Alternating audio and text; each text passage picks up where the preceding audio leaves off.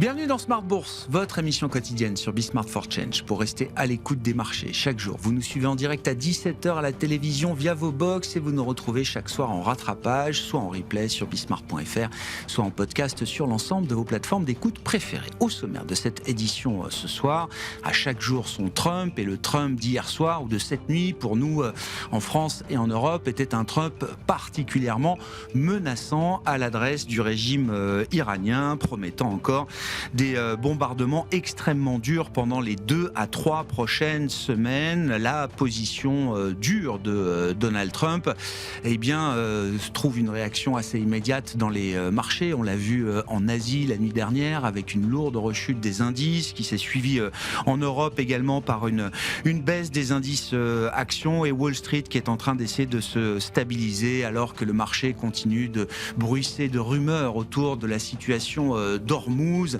Téhéran et Oman seraient en train d'établir un protocole pour permettre peut-être de rendre le détroit d'Ormuz à nouveau praticable. Des informations évidemment à prendre avec de la distance et qui sont rapportées aujourd'hui par différentes agences d'information américaines et notamment l'agence Bloomberg. Pauline Grattel vous donnera plus d'informations sur cette séance encore particulièrement volatile qui a vu à nouveau les prix du pétrole s'envoler avec un baril de Brent ou un baril de brut léger américain autour de $110 au moment où nous parlons. Les investisseurs espèrent pouvoir partir en week-end tranquille. C'est un long week-end qui s'annonce d'au moins 3 jours pour la plupart des places financières mondiales, voire 4 jours pour certaines d'entre elles. Un long week-end au cours duquel évidemment beaucoup de choses peuvent se passer sur le plan géopolitique et des investisseurs qui sont sans doute en train de dérisquer au maximum leur portefeuille avant cette pause de 3 ou 4 jours. Voilà donc pour la situation du moment. Discussion à suivre avec nos invités de Planète Marché dans un instant. Et puis dans le dernier quart d'heure de Smart Bourse, nous reviendrons sur les enjeux de la finance durable qui s'est installée dans le paysage de l'investissement bien sûr au cours des dernières années. Comment la finance durable s'adapte-t-elle au nouveau monde et aux enjeux de souveraineté et d'autonomie stratégique en Europe notamment. Nous en parlerons avec Philippe Zawati, le président de Mirova, qui sera notre invité dans ce dernier quart d'heure de Smart Bourse ce soir.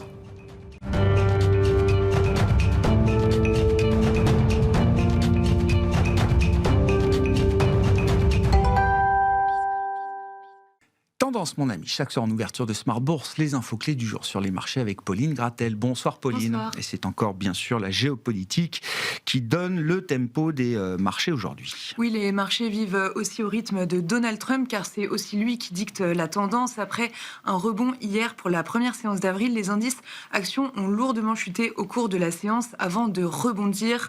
D'après Bloomberg, l'Iran serait en train de rédiger un protocole avec Oman sur le détroit d'Ormuz. Cette information a été notamment rapporté par l'agence de presse officielle IRNA, citant le vice-ministre iranien des Affaires étrangères.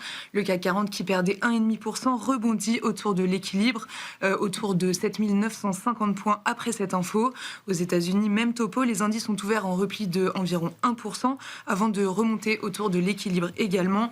Enfin, l'indice VIX de la volatilité s'est envolé de plus de 10% autour de 30 points au cours de la séance. Oui, Donald Trump qui s'est exprimé dans une allocation officielle à la nation hier soir pour la première fois depuis le début du conflit. Oui, après 33 jours de conflit, le ton de Donald Trump a radicalement changé. Cette nuit, l'idée d'un retrait américain évoqué mardi est oubliée. Il a brandi la menace de frappe massive, promettant de frapper extrêmement durement sur les 2 à 3 prochaines semaines pour renvoyer l'Iran à l'âge de pierre. Si les discussions se poursuivent en coulisses, l'incertitude demeure. Aucune mesure concrète n'avait été annoncée par Donald Trump pour le détroit d'Ormuz, qui s'était contenté de parier sur une réouverture naturelle. Mais comme on le disait juste avant, l'Iran serait en train de rédiger un protocole pour le trafic sur le détroit. Bon, dans ce contexte toujours très tendu, on voit que c'est bien le pétrole qui dicte à nouveau la tendance. Oui, avant la nouvelle de Bloomberg, le baril de Brent s'envolait de 10% autour de $110. Là, il n'est en hausse plus que de 5% environ. Son équivalent américain, le WTI, bondissait de plus de 10% et évoluait au-delà du prix du baril de Brent, supérieur à $110. Avant de se détendre un petit peu, le gaz naturel est en hausse de plus de 5% au cours de la séance également. En France, Total Energy en profite et gagne 4% au cours de la séance. Aux États-Unis, ExxonMobil et Chevron gagnent plus de 3%. Et puis intéressant de noter également que les marchés obligataires qui subissent aussi bien sûr les conséquences et les ramifications de ce conflit semblent de plus en plus partagés sur l'attitude à adopter. Oui, entre risques inflationnistes et risques récessifs, les investisseurs obligataires sont peut-être en train de changer de regard. Les taux américains se sont détendus avec un 2 ans sous 3,80% et un 10 ans sous 4,30%.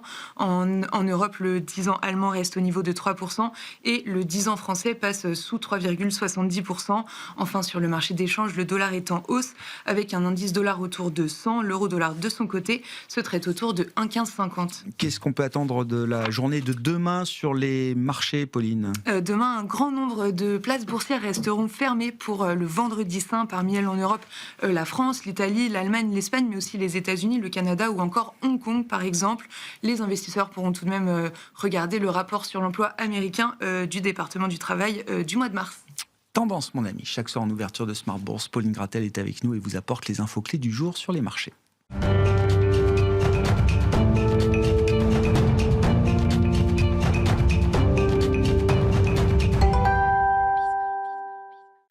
Trois invités avec nous chaque soir pour décrypter les mouvements de la planète marché. Florian Roger est à nos côtés, le responsable de la stratégie d'investissement de BNP Paribas CIB. Bonsoir Florian. Bonsoir Grégoire, bonsoir à tous. Fabien Bourguignon nous accompagne, le responsable des solutions dédiées multi-actifs chez CPR Asset Management. Bonsoir et bienvenue Fabien. Bonjour Grégoire. Ravi de vous accueillir, ravi de retrouver également Bertrand Puif à nos côtés. Bonsoir Bertrand. Bonsoir. Vous êtes gérant action internationale chez Fidelity. Bertrand, peut-être parlons du pétrole et des messages que nous renvoient les marchés pétroliers aujourd'hui, que ce soit les prix spot comme on dit, mais également toute la courbe des futurs qu'on peut observer. On a ce phénomène dit de backwardation, c'est-à-dire qu'on a une courbe très pentue avec une prime très forte pour les prix de court terme par rapport aux prix de moyen ou long terme. Autrement dit, on est prêt à tout pour se payer du pétrole tout de suite et maintenant plutôt que d'attendre des livraisons à quelques mois. L'écart est parfois important. On a un Brent autour de $110 aujourd'hui pour le contrat. Je crois que le contrat de référence c'est livraison juin maintenant. Le contrat décembre sur le Brent se traite autour de $80 le baril. Et donc on voit quand même cette tension sur le très court terme. Qu'est-ce que ça nous dit ? Qu'est-ce que cette situation nous dit ? Est-ce qu'on est toujours simplement dans un problème de prix ou est-ce qu'il faut s'attendre à des problèmes sur les quantités, sur les volumes et sur la disponibilité de ce pétrole et de ses dérivés ? Alors, sur le fait que la courbe est en situation de backwardation, c'est quelque chose qui n'est pas nouveau. Ça fait une dizaine d'années que le pétrole est en backwardation, ce qui n'est pas forcément, sur le très long terme, effectivement, on est plutôt en contango, c'est le contraire. C'est-à-dire que, effectivement, le prix du pétrole est plus élevé sur le long terme que à court terme. Alors, pourquoi ? Jusqu'à présent, c'était parce le marché jouait l'après-pétrole en se disant, voilà, on va en consommer de moins en moins, ce qui était un prisme très européen, puisque la consommation de pétrole continue tous les ans de croître. Il n'y a pas eu une année où elle a décru, donc parce que les pays émergents, parce que les États-Unis, etc., consomment beaucoup de pétrole. Donc là, pour le coup, ce qui est intéressant de voir, c'est effectivement les niveaux qui sont anticipés dans cette backwardation, le $80, qui est à comparer à ce qu'on était à $50 avant la crise. C'est-à-dire que le marché avait peur, notamment, et cette backwardation, elle s'était accentuée parce que à l'époque, on avait peur qu'il y ait trop effectivement de stocks de pétrole. Ouais. Et donc, ce qui se passe, c'est qu'effectivement, la crise actuelle est en train de résoudre ce problème de stock, entre guillemets. Alors, il y a un certain nombre des stocks qui sont bloqués, qui ne peuvent pas sortir et qui sortiront à un moment donné quand le Détroit sera réouvert. Ça permettra de donner un peu d'air au marché du pétrole. Il faut l'avoir en tête. C'est-à-dire que les capacités de stockage, elles sont quand même très importantes et elles sont saturées, que ce soit en Arabie Saoudite, au Qatar, etc. Et donc, dès qu'effectivement ça se réouvre, parce qu'il y a beaucoup qui disent oui, mais on va mettre du temps pour réactiver les champs pétroliers, ce qui est vrai, les champs gaziers, mais en même temps, il y a beaucoup de stocks qui vont arriver à court terme. Donc ça, c'est plutôt positif. Mais le marché aujourd'hui, à $80, nous dit, voilà, là où on avait un problème de stock, on a un problème justement de rareté, à $80. Mais ce $80, de notre point de vue, il incorpore quand même déjà une prime géopolitique. Nous, on voit quand même un prix du pétrole plutôt se stabiliser si on n'avait pas ce choc géopolitique. Alors, on n'était jamais à 50, on était plutôt à 70, 65, 70. Et c'est vrai que le 80, en fin d'année, est quand même assez pessimiste. C'est-à-dire que, voilà, qu'on ne sera pas revenu à la normale. Ça anticipe quand même que le Détroit soit réouvert, mais qu'on ne soit pas revenu à la normale. Après, c'est vrai que les grands discours qui ont eu lieu sur on va mettre sur le marché les stocks de pétrole, les stocks stratégiques, les 400 millions de barils, et notamment les États-Unis, dans ces 400 millions, avaient donc un engagement à sortir 173 millions, sachant qu'ils sont qu'à 380 aujourd'hui leurs propres réserves, donc c'est la moitié de leurs réserves qui auraient été sorties. Ils n'ont jamais reconstitué leur stock après les avoir écoulés en grande partie sur l'Ukraine. Ils ont un stock qui peut aller jusqu'à 900 millions de barils. Donc ça, pour nous, de toute façon, c'était que des mots. Jamais les États-Unis ne sortiront la moitié de leur stock stratégique pour tomber au plus bas historique. Jamais. Ça n'arrivera pas. Et je pense que voilà, le marché l'a bien compris. C'est pour ça que le prix du pétrole a continué à monter. Ça n'a rien fait. Et donc, voilà. C'est vrai qu'à court terme, il y a des tensions, notamment sur le diesel. Aujourd'hui, la tension, elle n'est pas vraiment en termes de volume. Sur le baril de diesel est à $200. Voilà, le baril, parce qu'il y a un problème de raffinage. L'essentiel du raffinage du diesel est fait à 2 endroits, c'est dans le Golfe et en Russie. Donc en Russie, on a bloqué, donc notamment, et un des gros consommateurs, c'est l'Europe et l'Asie, c'est vrai. Jusqu'à présent, donc la Russie ne pouvait plus, alors ne peut toujours pas nous envoyer du diesel en Europe, peut en envoyer à nouveau un peu, alors ils peuvent envoyer du brut. Il n'y a pas de problème, le diesel, ça commence un peu à réouvrir les vannes pour aller vers l'Asie, mais ça reste encore quand même très bloqué. Et donc c'est vrai que voilà, sur des choses comme ça, comme le diesel, on a eu des prix qui restent de rester à un niveau élevé. D'accord. Mais vous dites dans les scénarios dans lesquels on navigue aujourd'hui, $80 pour le prix du baril à décembre 2026, vous dites ça intègre quand même déjà un certain nombre de perturbations qui vont au-delà de ces 2-3 semaines supplémentaires de combat. Il y a déjà dans ce scénario de marché quelque chose d'assez adverse. Il y a 10-15 $ de primes géopolitiques. Alors, est-ce que c'est suffisant ou pas? Effectivement, c'est la question. Voilà, nous, on pense que les choses vont se normaliser. Et en particulier... Le choc est encore réversible. En tout cas, dans un temps donné, encore une fois, on a ces stocks importants, effectivement, qui sont disponibles. Et les infrastructures ont été que marginalement détruites. Donc à partir de là, on peut penser... Alors certains développements, effectivement, qui étaient planifiés, notamment au Qatar, vont prendre un peu plus de temps.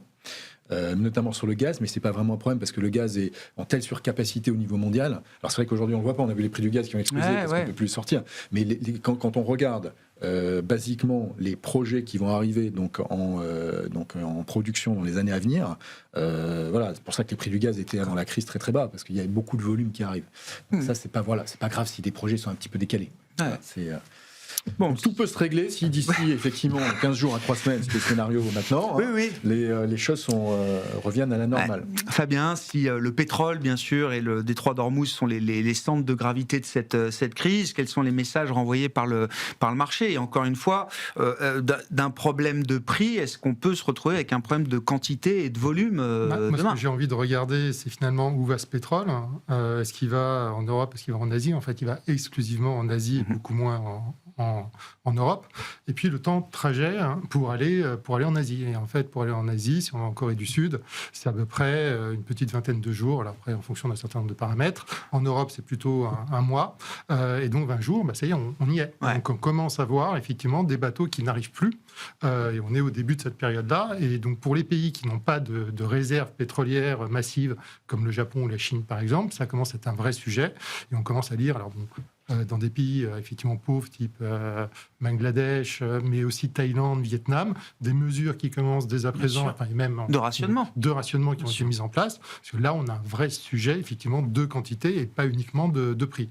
Et ensuite sur le marché mondial, on va avoir une vraie concurrence entre effectivement des pays et des activités à faible valeur ajoutée qui n'ont pas les moyens de se payer un pétrole à prix élevé, et des pays et des activités à forte valeur ajoutée qui auront les moyens de se payer ce pétrole. Donc effectivement, il va y avoir des sujets quantité, je dirais, via le prix également pour ces pays ou ces activités. Donc on arrive là dans une période critique effectivement pour comprendre comment le détroit d'Ormuz pourrait redevenir praticable.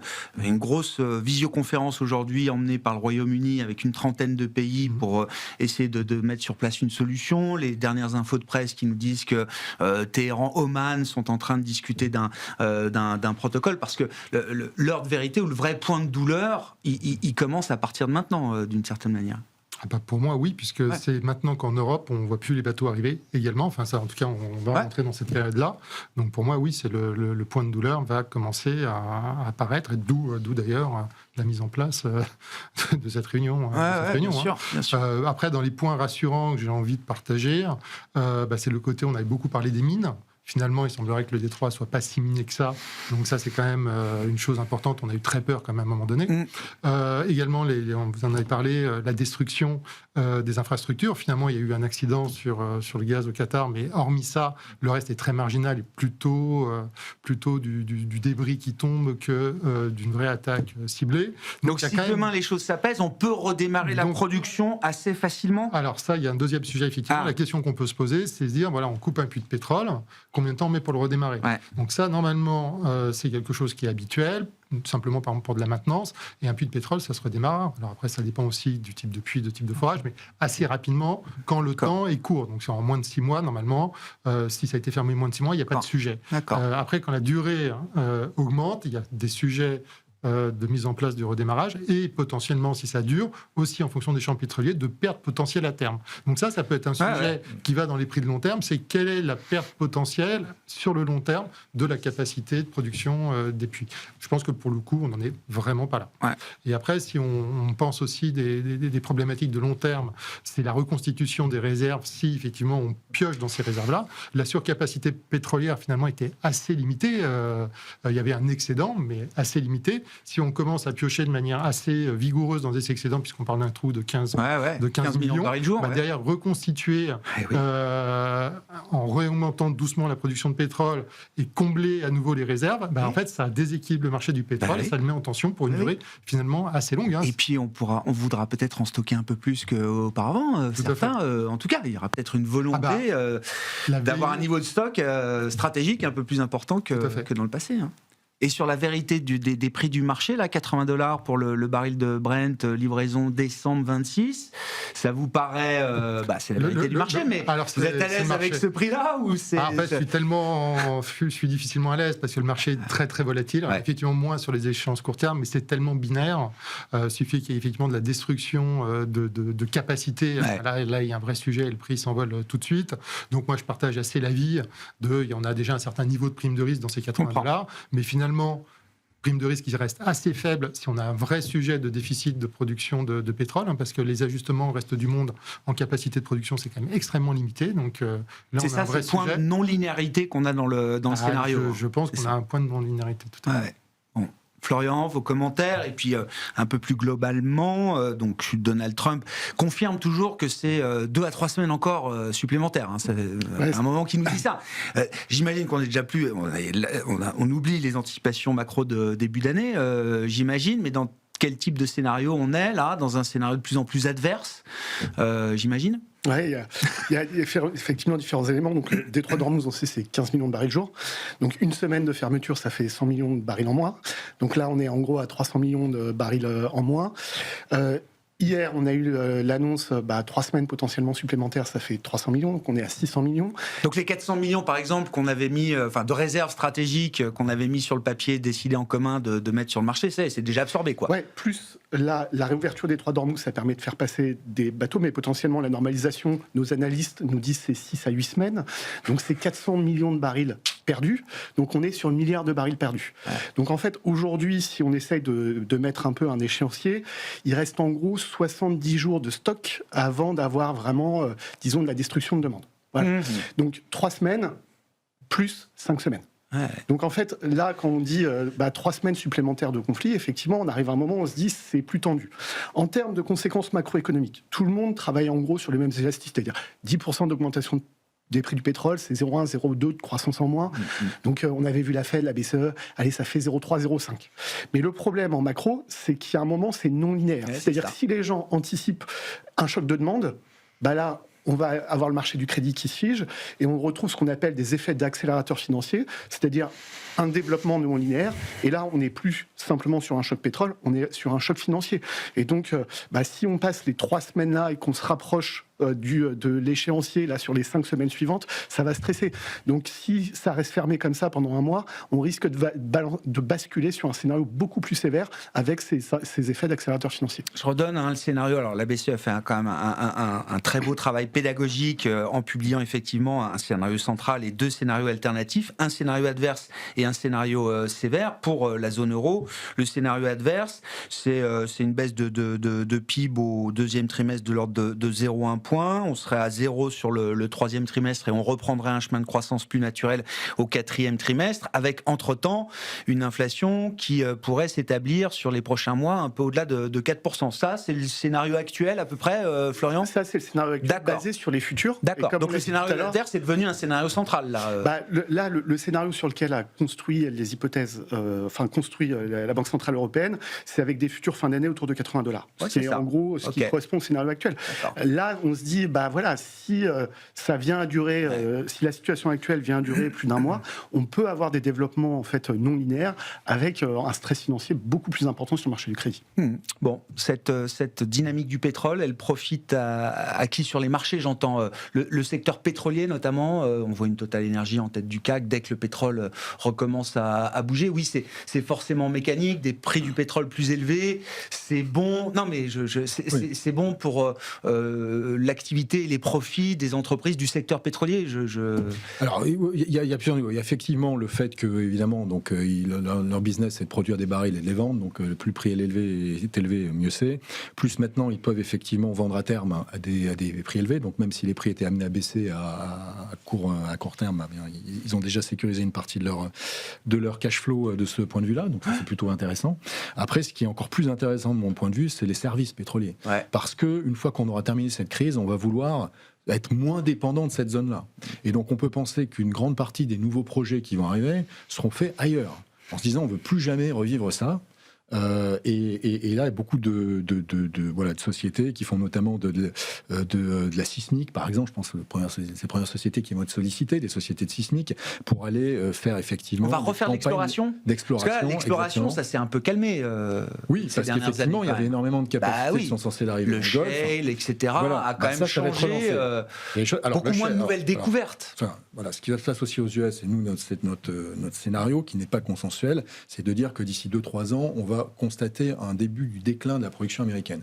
Parce que la productivité des champs aux États-Unis sont en train de donner des signaux qui sont assez inquiétants, qui sont confirmés par les gens qui sont sur le terrain, et qui montrent que on va pas pouvoir continuer à maintenir ces niveaux de production. Donc on atteint le pic du shale. Voilà, pic du shale. Donc derrière, alors l'avantage, c'est qu'il y a énormément encore de pétrole qui se trouve en deep offshore, donc en offshore, donc sous l'eau, très profondément, et qui n'a pas été forcément, sans aller sur le Groenland ou ces choses comme ça, où il y a effectivement beaucoup de pétrole dans ces côtés-là, Arctique, Groenland, mais sans aller jusque-là, il y a énormément de choses. Par exemple, au Guyana, il y a eu une découverte, une des plus grosses découvertes de l'histoire, donc en offshore, qui a été faite il y a 3 ans, qui va être exploitée en exploitation d'ici quelques mois. Mais c'est accessible, ce pétrole-là, parce que si c'est pas rentable à moins de $150 le baril, c'est l'avantage de ce qui s'est passé, c'est-à-dire qu'il y a des révolutions technologiques qui font qu'aujourd'hui, le pétrole deep offshore arrive sur des prix entre 35, 30, $40 en prix de revient. Donc effectivement, si les prix, même dans un scénario, on va dire, négatif pour le pétrole se stabilise à 60-65,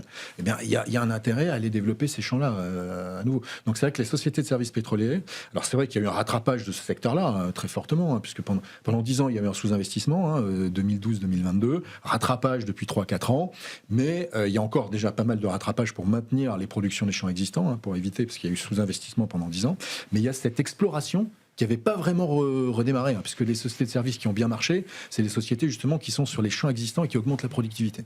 Donc tout ce qui est en exploration devrait repartir, et derrière, tout effectivement les plateformes de forage, les choses comme ça, à nouveau, que ce soit du côté, dans l'Atlantique, va devenir, de notre point de vue aussi, un bassin très important, très stratégique, par rapport à sa proximité, par rapport à l'Europe, par rapport aux États-Unis. Le fait qu'ils aient fait le Venezuela, c'est pas forcément étrangers, le fait qu'ils anticipent eux-mêmes le déclin de leur production, même si c'est du pétrole lourd, mais bon, quand même, ils peuvent être traités par la raffinerie américaine, donc il y a un intérêt stratégique aussi. Donc on va avoir une reconfiguration de cette carte pétrolière au niveau mondial, et notamment, et ça va commencer évidemment, parce que la production, ça ne change pas en quelques mois, elle va mettre des années. Par contre, on va le voir sur la partie investissement en dépenses d'exploration. Et ça, c'est quelque chose qu'on peut commencer à jouer. Donc, les équipementiers et les boîtes de services dans ce secteur vont profiter de ces budgets d'exploration, effectivement. Une autre manière de voir les choses, peut-être, Fabien, c'est de se dire que cette crise est une piqûre de rappel aussi pour nous en Europe, notre dépendance toujours aux énergies fossiles. Et on peut imaginer qu'un réflexe serait de se dire que tout ça va accélérer encore un peu plus peut-être le thème de la transition énergétique. Alors, effectivement, en Europe, on voit ce qui se passe aujourd'hui sur les marchés, sur les spreads crédit État, où on voit, pour faire le lien, on a le spread crédit État italien qui s'écarte assez sérieusement, puisqu'on frôle les 100 BP, alors même qu'il n'y a pas si longtemps, on était quasiment au niveau de la France, qui aujourd'hui, lui, je crois, est à peu près 70 BP actuellement, donc un vrai écartement. Pourquoi ? Le mix énergétique français comparativement au mix énergétique italien. Donc une certaine urgence effectivement à accélérer cette transition énergétique, même pour les pays qui étaient peut-être un peu réfractaires. Alors est-ce qu'on va aller dans la transition énergétique uniquement sur les renouvelables ou aussi le nucléaire ? Est-ce que ça peut aussi pousser l'Allemagne, qui est en vraie difficulté en termes de prix de l'énergie, de peut-être réviser un peu son positionnement sur le sujet ? Ça fait partie des interrogations qu'on peut avoir. Mais c'est vrai que typiquement l'Allemagne, un vrai sujet de compétitivité relative. Et là, quand on regarde les prix de l'électricité en France-Allemagne, oui, bien sûr. L'Allemagne, compliqué, Italie, très compliqué, France, très bien. Merci d'ailleurs au fait que les centrales refonctionnent à nouveau. Et puis, dernier point important aussi, c'est que la zone européenne est une zone excédentaire. On a une balance des paiements qui est confortable, mais de moins en moins, en raison notamment de l'Allemagne et de ses difficultés vis-à-vis de la Chine. Et donc, il peut être important de diminuer nos déficits vis-à-vis des importations énergétiques. Donc, c'est aussi quelque chose qui peut nous pousser à dire, ce mouvement de fond de perte d'excédent balance commerciale côté allemand peut pousser aussi à se dire on se protège de notre dépendance énergétique. Et des on a vu d'ailleurs l'excédent courant allemand fondre comme neige au soleil pendant la crise russo-ukrainienne, avant de redevenir positif. Là, on avait un prix du gaz. Mais voilà, un choc énorme énergétique qu'il fallait quand on regarde absorber. Le gaz, on a l'impression qu'il y a un énorme choc. En réalité, on était à 300 pendant, là on est à 50, ça reste quand même raisonnable. Mais néanmoins. Mais ça veut dire que ce thème de la transition, il n'est pas nouveau dans le marché, et beaucoup de stratégies se sont déployées sur ce thème de la transition énergétique, mais ça le rend encore plus valable. Alors nous, on a une stratégie énergétique, de transition énergétique chez CPR. Bien sûr.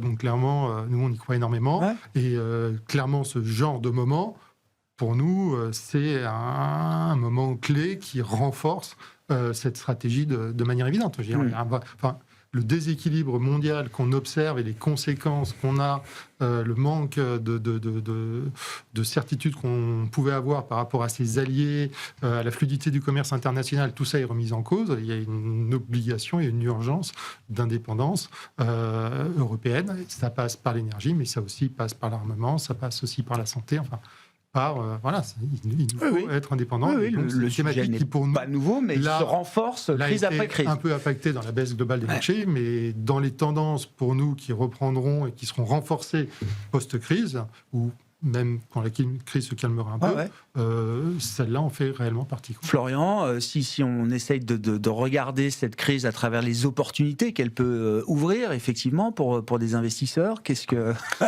comment vous regardez les choses ? On partage cette idée de la thématique de la souveraineté qui va sortir renforcée en fait du conflit. Après, une des conséquences du conflit qu'on connaît, c'est l'inflation qui va être plus élevée. Donc on a des forces stagflationnistes. Si on regarde les chiffres américains, on va être supérieur à 3% pendant un an. Et puis après un an, on risque simplement de rebaisser, mais à 2,5%. Parce qu'on a un choc d'inflation sur les biens avec les droits de douane, un choc d'inflation sur l'énergie. On sait que dans le détroit d'Ormuz, il y a beaucoup d'engrais en fait qui passent. Bien sûr. Donc on a un risque en fait d'inflation alimentaire. Les farmers américains sont en train de dire qu'ils vont pas planter autant que prévu cette année. Donc on va avoir un problème de production et de récolte. Plus sur la manœuvre. C'est-à-dire que là, il y a une restriction quand même à l'immigration qu'on a eue. C'est un secteur, quand on regardait le Peterson Institute, qui risque d'être touché. Donc ça fait beaucoup de chocs d'effet de premier tour avec une saturation du facteur travail.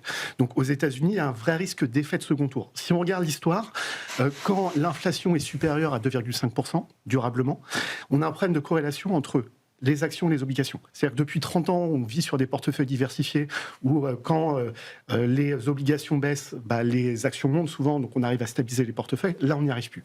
Et donc, la classe d'actifs qui permet d'offrir de la diversification sont les actifs réels. Donc, c'est tout ce qui est soft commodities au départ, donc c'est une matière première alimentaire, mais c'est aussi derrière le cuivre, potentiellement, l'or, voilà. Donc, sur les matières premières, d'après nous, c'est effectivement une thématique de moyen terme. Donc, je rejoins ce que disait Fabien sur cette idée de souveraineté et avec une idée de diversification. Et puis après, je pense qu'on va pouvoir ouvrir le débat, mais on finit le conflit, on va quand même regarder la facture pour les États-Unis en termes budgétaires. C'est-à-dire, là, on a eu la décision de la Cour suprême, c'est 150 milliards en plus. Le conflit, on parle, alors les estimations sont très compliquées, mais potentiellement 2 milliards par jour. Donc ça peut faire 100 à 150 milliards supplémentaires. Si on a un plan de relance derrière pour le consommateur, on peut vite se retrouver à 8% de déficit. Voilà. À un moment où les Japonais vont quand même avoir une banque centrale qui va accélérer potentiellement post-conflit, un débouclage des stratégies en fait de portage qui étaient vers les États-Unis peut arriver. Donc on peut quand même avoir un contre-choc en fait qui vienne sur le dollar.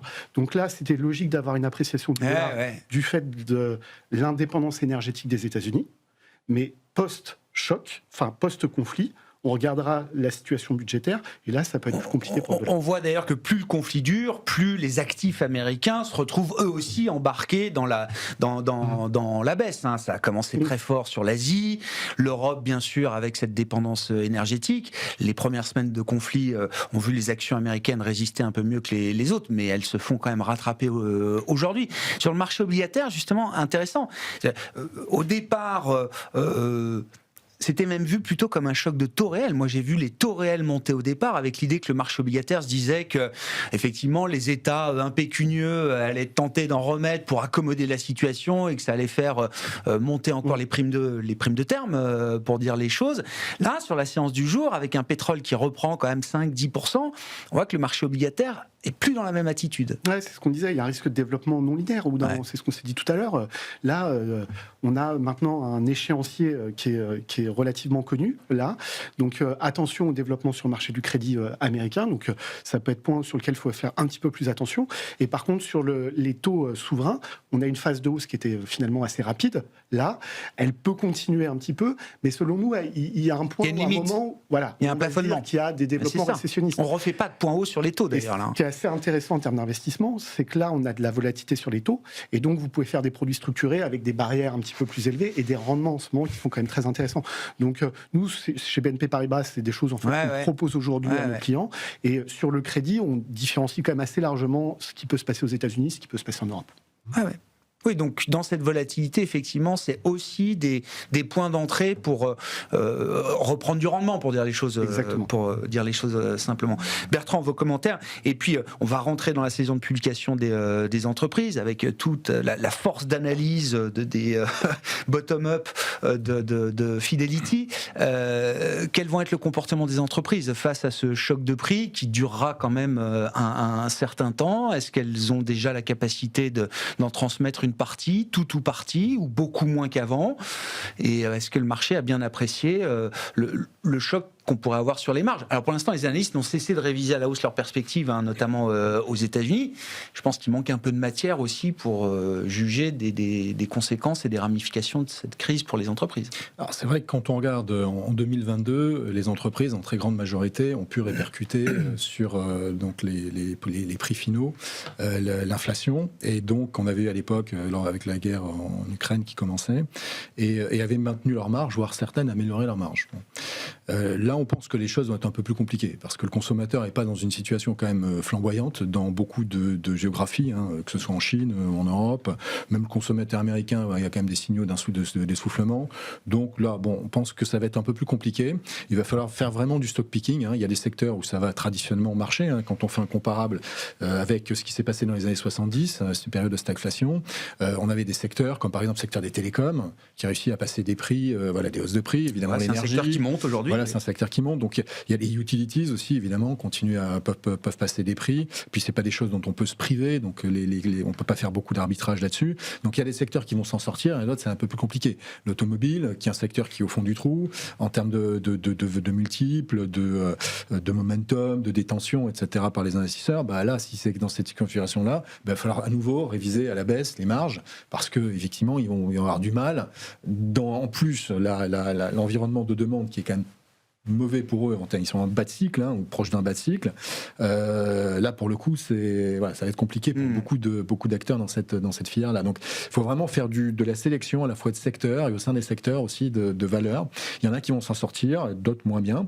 Après, d'un point de vue plus global, il y a quand même un risque très important. Je veux dire, si vous êtes chef d'entreprise d'une société cotée, vous avez présenté vos résultats du premier trimestre, même s'ils sont bons, derrière, vous allez dire, mais attention, on n'a pas de visibilité, ce qui est vrai. On a vu Nike déjà hier l'actualité, ou voilà. avant-hier. Oui, Donc c'est- on risque à avoir effectivement par rapport à je suis d'accord là-dessus, des attentes, des analyses qui n'ont pas arrêté d'être révisées en hausse depuis le début de l'année, globalement, hein, pas sur Oui, tous les oui, secteurs, mais globalement.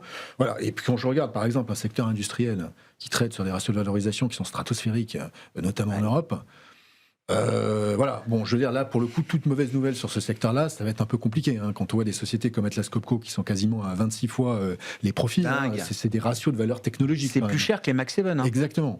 Il y a un moment où il va falloir revenir sur Terre. Il y a une force de rappel qui va être amplifiée par l'environnement actuel sur ces sociétés un peu cycliques qui traitent sur des niveaux de valorisation qui n'ont aucun sens aujourd'hui. Ouais. Bah, qui avait du sens il y a un mois et demi. C'était déjà un peu tendu. Un mois et demi, c'était tendu. Oui, mais c'était Déjà, la il y a un mois et reprise demi, cyclique. c'était tendu. Quoi. Oui, Voilà, mais on jouait ça une pouvait reprise être justifié par la fallait reprise cyclique. fallait qu'elle vienne, on Ouais, anticipait, c'est ça. fallait qu'elle vienne, c'était déjà une discussion. Hein. Mais là, pour le coup, ça va être compliqué. Il y a des vrais risques. Alors, c'est contre-pied sur contre-pied en ce moment, évidemment, dans les marchés, Fabien, mais effectivement, alors, Bertrand évoque l'industrie qui se paye sur des niveaux de valorisation effectivement stratosphériques, je reprends le terme. À l'inverse, on a vu le PI des Max 7 ou même du Nasdaq converger vers la valorisation du marché général, du S&P 500. C'est rare que le Nasdaq se paye à peu près le même prix que le S&P 500. Les Max 7 sont à 20 fois, 20 fois, quasiment aujourd'hui. Ça crée des ratings. Ça ouvre déjà des Alors, opportunités. est-ce que c'est une opportunité? En tout cas, ce qui est intéressant, c'est qu'effectivement, on a eu ce côté un peu purge de la tech juste avant le début de la crise. Donc ça a permis d'améliorer le positionnement qui était très tendu. Donc c'est vrai que quand on fait les comparaisons avec les stress passés sur les technologies, normalement, on finit en exponentiel de performance. Là, on est bien loin d'un exponentiel de performance. Donc, et puis en termes de niveau de valorisation, on est bien loin des niveaux de valorisation des années 2000. Donc ça, c'est beaucoup plus propre. Et puis ensuite, tout à l'heure, on parlait de la résistance des titres américains. Oui. Et en fait, il y a une deuxième phase dans la valorisation des titres américaines, c'est l'effet croissance. C'est-à-dire que les titres américains, ce sont éventuellement, enfin, surtout des titres croissance par rapport à l'Europe, et d'autant plus croissance quand on regarde le Nasdaq. Et là, les mouvements de taux qu'on a eus sur les titres américains, c'est vraiment anti-croissance, puisqu'on actualise les flux futurs, et donc plus on a de croissance, plus les flux futurs sont importants, et donc plus la hausse des taux est pénalisante. Ça, c'est le premier effet.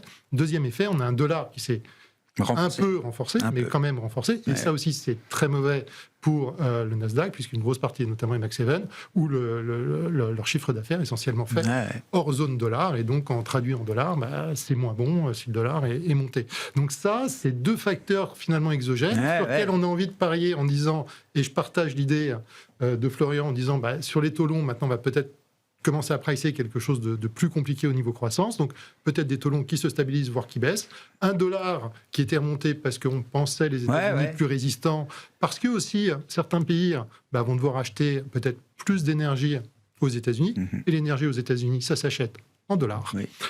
Et donc, on achète des dollars. Et ça, c'est quelque chose, donc pareil, je partage, qui risque de repartir en arrière. Et donc ça, d'un point de vue macro-facteur, c'est positif pour le Nasdaq. Et quand après, vous parliez de révision des EPS, dans le marché américain, aujourd'hui, si vous regardez les révisions 1 mois, 3 mois, des différents indices américains, c'est le Nasdaq qui a les meilleures révisions à la hausse, en termes d'EPS. Je comprends. Donc c'est vrai que ça semble cocher beaucoup de cases. Un Nasdaq qui a marqué son top en octobre dernier. Donc ça fait partie des marchés qui avaient déjà commencé, comme vous le disiez, à baisser. Je ne peux même pas parler de correction. D'ailleurs, pourquoi les marchés ne corrigent pas plus, Fabien? Parce que ça baisse. On est sur des drawdowns de 10%, mais si je remonte sans remonter jusqu'à Covid, Liberation Day, c'est quasiment 20% de baisse en quelques jours pour le S&P 500. Je vais faire deux parallèles. Un premier parallèle sur le marché des taux, où sur le marché des taux très court terme, on a vu une envolée très rapide des anticipations banque centrale, puisqu'on est passé de moins 0,5 à quasiment 3 hausses de taux sur l'Europe.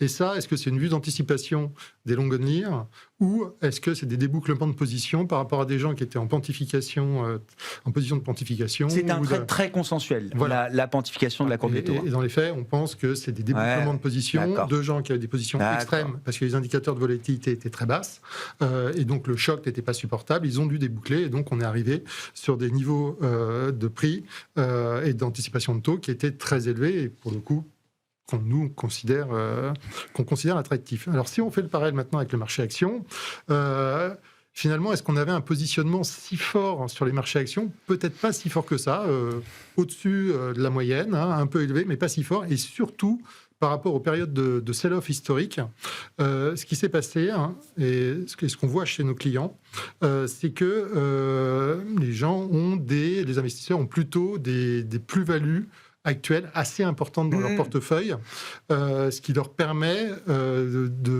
d'accepter, je dirais, les niveaux de baisse actuels. Ouais. Et au regard du pattern récent où à chaque baisse, finalement, à chaque choc, c'était une erreur de racheter... de vendre son portefeuille, ils sont restés dans ce mood-là, et comme ils ont un stock de plus-value latente très important, ils sont encore assez loin du force selling. Et donc, on peut avoir quelque chose qui peut glisser assez longtemps si la situation ne résolve pas. Et comme la situation est très binaire, les gens n'osent pas vraiment bouger. Ouais. Plus personne veut vendre dans le marché ? Non, mais depuis... à force de se prendre les pieds dans le tapis, les gens veulent plus vendre. Mais la remarque était très bonne en posant la question, c'est-à-dire le Liberation Day l'année dernière a amené quand même beaucoup de portes de saloon. C'est-à-dire les gens ont vendu en fait sur les annonces, et puis on a eu le phénomène taco derrière avec en reculant les échéances, et il y a eu pas mal de casse. Plus spectaculaire que la baisse, là, le rebond. Exactement. On a rattrapé un bear market, je crois, en 2 ou 3 semaines, ce qui s'est jamais vu dans l'histoire. Le scénario en V, en fait. Donc je pense que les investisseurs avaient un petit peu peur que le scénario en V se répète. Donc effectivement, si on regarde les métriques, on disait tout à l'heure 0,5 de croissance en moins. On fait simple, ça fait 5%, 7% de bénéfices par action en moins. Vu l'augmentation des taux longs, en termes de valorisation, ça fait un choc de 8-9%, quelque chose comme ça. Donc en fait, notre message, c'est qu'il n'y a pas eu de surréaction à la baisse des marchés. Donc là, il y a un risque de développement non linéaire. Donc nous, l'attitude qu'on a depuis un petit moment, c'est plus de vendre les rebonds que d'acheter les crans. Quand même. Voilà. Après, sur l'Europe, on bouge pas tellement parce que on sait que c'était très cyclique, on est le choc d'entrée, et puis nous, on était assez positif sur le plan allemand, on attend de voir les développements. Après, on est un peu plus prudent sur le Japon, avec cette idée qu'on pourrait avoir un rebond du yen, en fait, post-conflit. Et les émergents, il y aura sûrement des opportunités, en fait, sur l'Asie, qui arriveront, en fait, dans un deuxième temps. Donc, il y a une réallocation d'actifs à faire, mais pour l'instant, il y a plutôt un message de prudence, parce qu'il y a un risque de développement non linéaire. Bon, pour conclure avec vous, Bertrand, effectivement, l'attitude, là, dans ce genre de moment, alors peut-être sur différents horizons de temps, mais la partie tactique et stratégique, comment on navigue ? Alors, il faut être opportuniste, évidemment. Ça, je pense qu'il va y avoir il y a des opportunités, notamment lors de les publications donc, qui arrivent. Très, très vraisemblablement, il y aura des pics de volatilité sur les titres lors de leur publication, avec des surréactions dans un sens ou dans l'autre, avec des moments où il faudra prendre des profits, effectivement, sur des titres. Imaginons une industrielle qui ait des très bons résultats premier trimestre et que derrière le marché se focus là-dessus et pas sur le fait qu'il n'y a pas de visibilité. Si le titre monte fortement, là, ce sera sans doute le moment sur les valorisations déjà tendues de prendre des profits. À l'inverse, sur des secteurs qui sont déjà un peu au fond du trou, comme le secteur des médias, par exemple, pour d'autres raisons, l'intelligence artificielle, des choses comme ça, des titres qui, pour certains, se traitent à 4 fois, 5 fois les profits, qui payent 10% plus de dividendes. Voilà, peut-être que ces sociétés-là, en particulier dans un environnement un peu plus récessif, seront plus défensives, protégées par le dividende, par des bilans solides. Et si, par hasard, elles baissaient fortement parce que le marché regarde le risque de l'intelligence artificielle ce jour-là, c'est peut-être le moment de se repositionner aussi. Donc il va y avoir beaucoup de choses à faire, je pense. Pour pouvoir performer cette année, il va falloir être assez agile. Et je pense que les prochaines semaines, les prochains mois vont être importants. Bon, il reste 3 trimestres pour cette année 2026. Merci beaucoup, messieurs, d'avoir été les invités de Planète Marché ce soir. Bertrand Puy, Fidelity, Florian Roger, BNP Paribas CIB et Fabien Bourguignon, CPR Asset Management.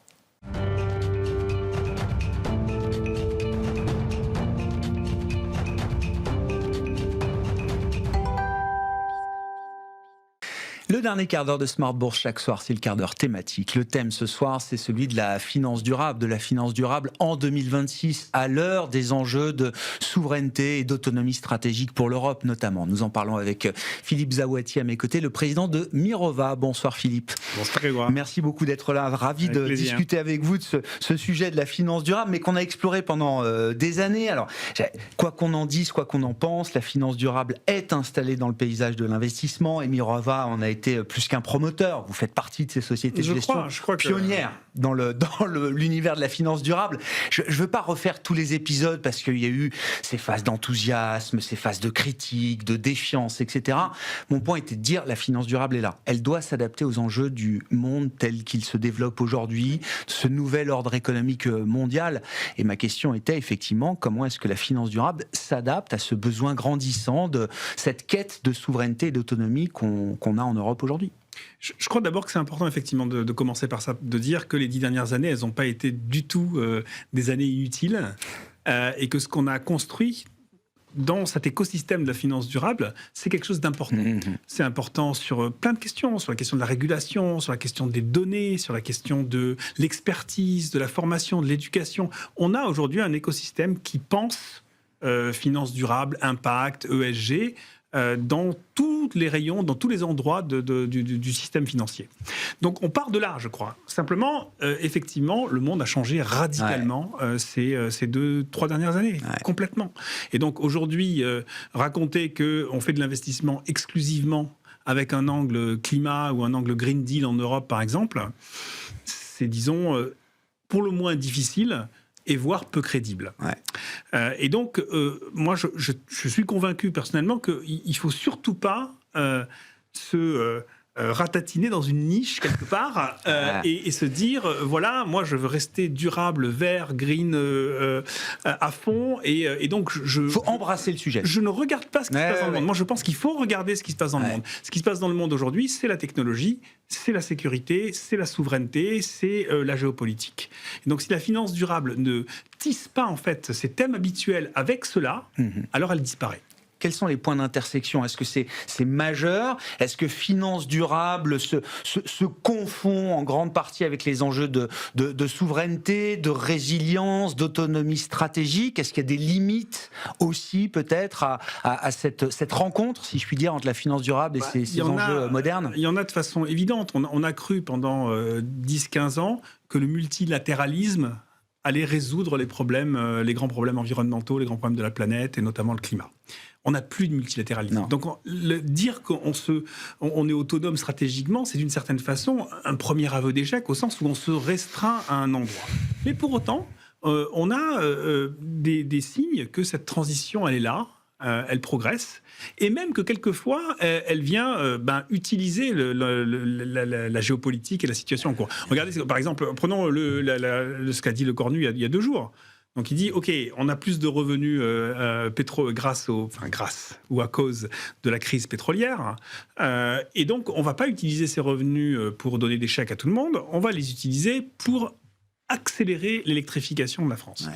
Donc vous avez finalement, alors c'est un peu triste à dire, c'est vrai que c'est un peu déprimant d'une certaine façon de se dire ce que le multilatéralisme et 10 ans de politique climatique n'a pas réussi à faire, c'est une guerre qui réussit à le faire. Certes, c'est ça. Mais en tout cas, si moi je cherche l'objectif à la fin, je me dis, j'essaye de pousser aujourd'hui à ce qu'on aille vers cette électrification, vers cette évolution. Et donc, d'une certaine façon, tous les moyens sont bons, en espérant évidemment que les crises et les guerres s'arrêtent. On pensait qu'on allait faire la transition énergétique pour sauver la planète et le climat. On le fera peut-être avant tout pour se sauver nous-mêmes économiquement, pour se sauver économiquement, et puis aussi, il y a cette question de qui sont ceux qui vont réussir à sauver le climat. Aujourd'hui, on sait que ce n'est pas les Américains, en tout cas pas les Américains tels qu'ils sont gouvernés aujourd'hui. Alors, il y a le modèle chinois d'un côté, très industriel, avec effectivement des avancées importantes sur les énergies renouvelables, l'électricité, etc. Mais il y a un modèle européen. Ce modèle européen, il a une vocation plus universelle. Il a un modèle démocratique aussi. Il a ce modèle social qui va avec et qui intersectionne le social et l'environnement. Et donc, si on veut que ce qu'on imagine comme transition arrive, il faut défendre le modèle européen. Et pour défendre le modèle européen, aujourd'hui, une des armes que l'on a, il n'y en a pas 36, une des armes, c'est l'épargne. On est un continent qui épargne beaucoup. La France, j'en parle même pas, on est à 20% d'épargne en France. Et aujourd'hui, cette épargne-là, elle va dans du court terme, beaucoup, et aussi beaucoup pour financer la tech américaine. Oui. Donc, comment est-ce qu'on arrive à convaincre les épargnants européens qu'il faut réinvestir en Europe? C'est tout ça l'idée de l'autonomie stratégique. Ouais, ce modèle européen, il souffre dans la comparaison du monde actuel, mais j'entends votre point et j'y adhère. Hein. Je pense qu'on essaye de préserver quelque chose d'un peu plus respirable au sens démocratique, au sens climatique. Peut-être, dans la bataille actuelle, c'est pas facile de défendre ce modèle. Disons qu'il faut le défendre d'une façon différente, surtout. Moi, je ne pense pas qu'il faille revenir sur les fondements du modèle. Il faut revenir sur la façon dont on le défend. On est parti du principe que ce modèle, il se défendait tout seul sans rien faire, et que, par définition, d'une certaine façon, peut-être avec un peu de une certaine arrogance, il faut Ouais. peut-être le dire.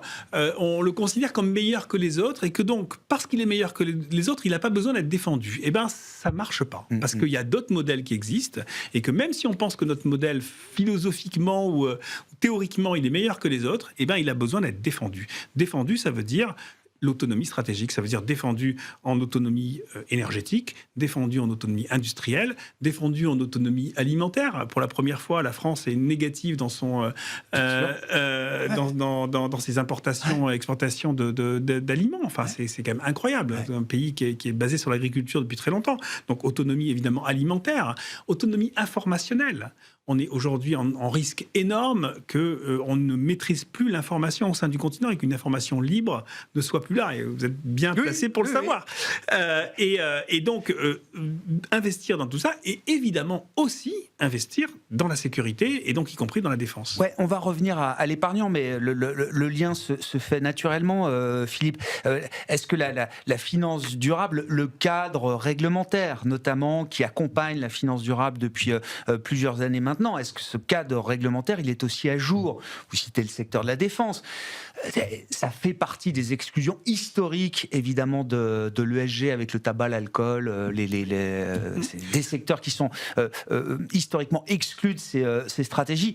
Les frontières ont bougé, les choses ont changé. Les frontières bougent. Et je vois de plus en plus de gérants appliquant des stratégies ESG qui, alors, en demandant l'accord de leurs clients, sont prêts à investir dans les questions de sécurité, de défense, ou à travers l'énergie, dans le nucléaire, ou je pense que les frontières bougent et qu'il faut tenir compte de la situation du monde tel qu'il est et aussi des besoins des épargnants. Aujourd'hui, un épargnant qui veut investir en Europe, il faut le convaincre. Et donc, la seule logique qu'on peut lui donner, c'est il faut réinvestir dans l'armement au sens large, industriel, technologique et militaire du continent européen.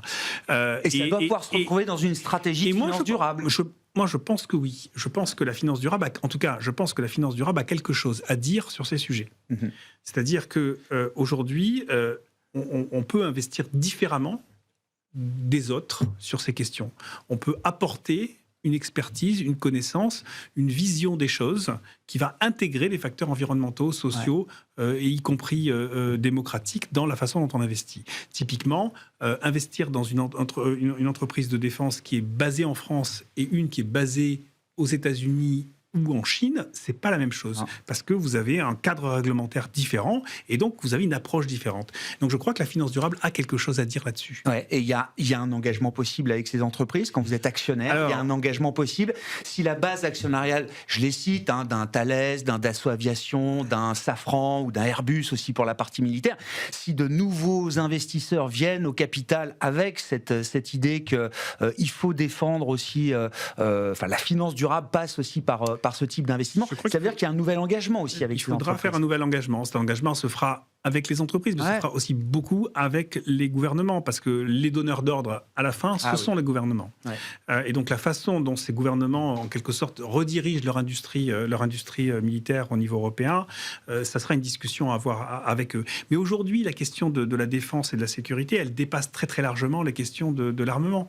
Vous voyez bien que c'est quelque chose qui est en train de se disséminer, de se diffuser partout. Quand vous avez la polémique, ou la bataille entre Anthropic et le gouvernement américain, vous n'êtes pas sur l'armement. Vous êtes sur un sujet aujourd'hui qui est cœur, qui est la tech. Donc vous investissez dans la tech et vous posez la question de savoir quelle va être l'intersection entre la tech et l'armement. Et ça, c'est vrai sur beaucoup d'autres sujets. Donc on est sur des frontières qui sont beaucoup moins rigides qu'elles n'ont pu l'être dans le passé. Bon, comment on parle à l'épargnant de cette situation-là? Alors, soit en direct, soit à travers des intermédiaires. Toute la chaîne, évidemment, d'intermédiation de la finance et de la gestion de l'épargne.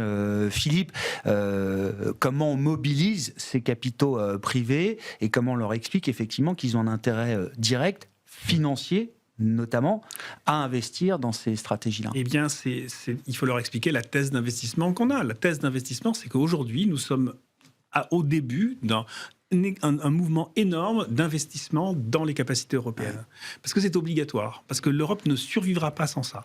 Et donc on le voit bien, il y a tout un tas d'initiatives européennes qui ont été prises sur l'industrie, sur l'armement, sur d'autres secteurs.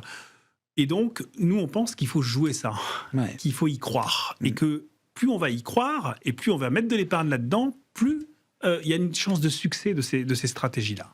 Et que les épargnants y ont un intérêt propre eux-mêmes, parce qu'ils vivent en Europe. Et donc, il y a une double raison, en quelque sorte, de vouloir investir dans cette économie européenne. Alors, après... moi, je pense personnellement qu'il faudrait qu'il y ait un avantage fiscal à investir en Europe. Je ne suis pas un grand fan des avantages fiscaux, mais je pense qu'aujourd'hui, il faudrait qu'il y ait un message très fort qui soit passé par les autorités, les gouvernements européens pour dire on veut que l'épargne reste ici. Et donc, aujourd'hui, il nous faut un produit européen. Il y a un label Europe qui est en train d'être travaillé, mais le label ne sert pas à grand-chose tout seul. Un label sans incitation, on le sait, n'a pas un impact énorme sur les marchés. Il faut une incitation à investir en Europe aujourd'hui. Ouais. Pourtant, on a des champions. On a un stock d'épargne massif. On a un stock d'épargne massif. On a des acteurs aujourd'hui de la gestion d'actifs qui sont parmi les leaders mondiaux. Et même qu'il faut renforcer. Sur les marchés cotés. On a des champions sur les marchés cotés. Dans la transition énergétique, évidemment. dans la défense. Évidemment. On se plaint de ne pas avoir de GAFAM. On a sans doute raté ce virage-là, mais d'autres virages, on a réussi à les prendre. Il y a largement de quoi investir en Europe aujourd'hui. Et alors, voilà, sur les marchés cotés, et puis évidemment sur le non-coté aussi, de la même façon. Ouais. Donc on a besoin d'avoir ce message-là. Et aujourd'hui, c'est une des discussions autour de toute la démarche savings, épargne de la Commission européenne. Donc l'union, on dit plus l'union des marchés de capitaux, on dit l'union de l'épargne et de l'investissement. Et je trouve que c'est bien. Je trouve que ce changement sémantique est important. Dis quelque chose. Parce qu'on est parti d'une idée on va créer un grand marché de capital européen, c'est quelque chose d'un peu théorique, d'un peu financier. Ça fait un peu boîte noire. Et là, on se dit, non mais à quoi ça sert en fait ? Donc il y a l'épargne d'un côté, c'est des épargnants, il faut effectivement rémunérer leur capital et leur épargne, et puis il y a l'investissement, ça c'est ce qu'on doit faire. Et il faut que l'épargne matche l'investissement, et c'est ça le gros enjeu aujourd'hui. Et donc on va s'inscrire là-dedans, nous, chez Mirova, en essayant de pousser ces produits sur l'autonomie stratégique. Ouais, bon. Chaque crise est une piqûre de rappel salutaire pour l'Europe. Chaque crise, ne jamais gâcher une bonne crise, est une opportunité. Voilà. Mais on en est là quand même. Non, c'est difficile parce qu'on reste sur un marché financier qui est malgré tout extrêmement fragmenté. Ouais. On le sait bien, avec des fiscalités nationales, avec des grandes difficultés à créer des acteurs européens majeurs dans le domaine financier. Et donc, voilà, je ne dis pas que c'est facile, mais je crois que, en tout cas... il y a à construire, il y a matière à bâtir, à construire. Et je crois qu'il y a une vraie prise de conscience que cette question de l'épargne, au-delà, à côté des sujets industriels, énergétiques, etc., est un vrai sujet d'autonomie stratégique. Merci beaucoup, Philippe. Merci d'être venu discuter avec nous de la finance durable à l'heure de 2026 dans ce nouvel ordre mondial et face à ces enjeux de souveraineté et d'autonomie stratégique en Europe. Philippe Zawadi, le président de Mirova, était l'invité de ce dernier quart d'heure de Smart Bourse.